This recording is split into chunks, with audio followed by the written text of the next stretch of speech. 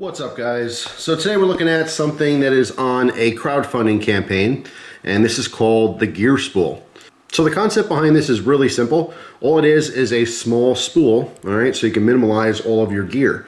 All right, if you happen to be someone who carries duct tape or electrical tape, a bunch of paracord, in this case I use some tether cord, fishing line, I mean, you name it, anything you'd want to spool around this, you can certainly do so, but instead of carrying full-size things of duct tape or, full-size, lengths of paracord, it's just a small, minimal way to carry that. All right, obviously you can put this on your keys or something if you want, but for most people you might have, like, say, a carabiner, have a couple of these and have a bunch of different options for, say, camping. That's a great practical reason to have something like this. You can have different ways to, bind things for shelter. Like I said, some tape, different types of cord, pretty much whatever you want.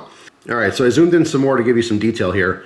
All right, so on the sides here, there's slots cut in for these O-rings, and there's also notches cut out, and that is to hold in the cord ends, okay? So I started here, took this O-ring off, put the cord ends or cord tag on this side, and then I was able to, it was basically holding it, so I was able to wrap this around. And when I got to the end, put this through the other O-ring. All right, doesn't make any noise, it's very simple. When you want to take some cord off, all right, you're just gonna slip that O-ring right off the side, all right, and then unwrap whatever amount of cord you want. Let's say you just want a piece this long, you can put that back through the notch that's on top and put the O-ring back on, and then, just cut off the piece that you want. In this case, I just want to back up the camera here, all right, and see exactly how much cord this is holding, all right? I didn't measure this, just want to get an idea of how much it can hold, all right, because it is fairly small. You wouldn't think it would hold a lot. Now this is a little bit smaller than, say, something like 550 cord, but even 550, you get a decent sized piece if you want to use it to tie something up.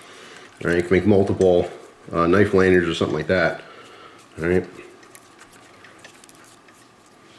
So, you can see with this unraveled, you can see what I'm talking about, how I started here, put the tag in underneath that O-ring, and then just proceeded to wrap it around. So it was actually 3 layers of this particular type of cord. All right, pop this out totally, put this off to the side.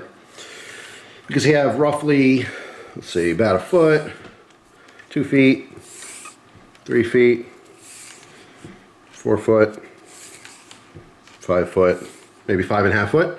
That's my very rough estimate there. Let's just say 5 feet in case my foot lengths were a little bit short or something. So yeah, I mean, 5 feet of cord, there's a lot you can do with this.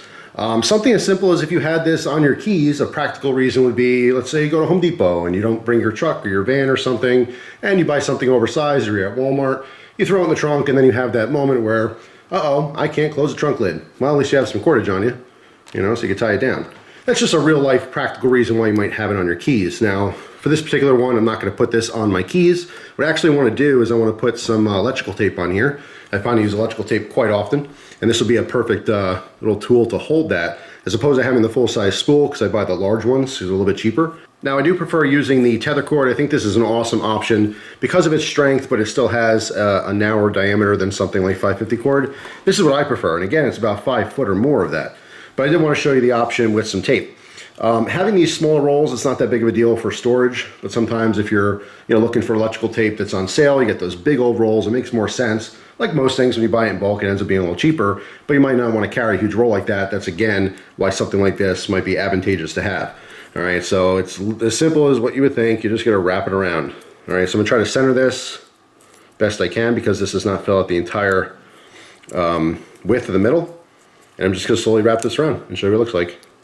All right, so after wrapping it around, so it's kind of even with the sides here, you can see it is a lot smaller, all right, than its original spool, which is nice. And this one's already half used anyway.